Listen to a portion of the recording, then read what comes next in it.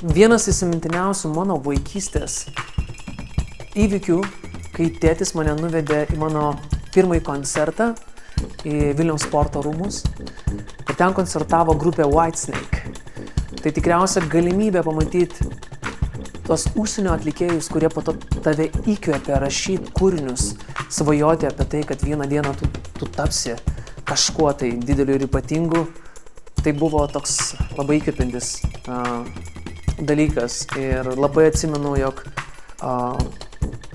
su mūsų nepriklausoma Lietuva atėjo tos galimybės plačiau pamatyti, akiratis plėtėsi ir su tuo tu įsikvėpi daryti kažką tai daugiau, išeiti plačiau. Tai jo, šis koncertas buvo vienas įsimintiniausių, kurį atsimenu iki šiol.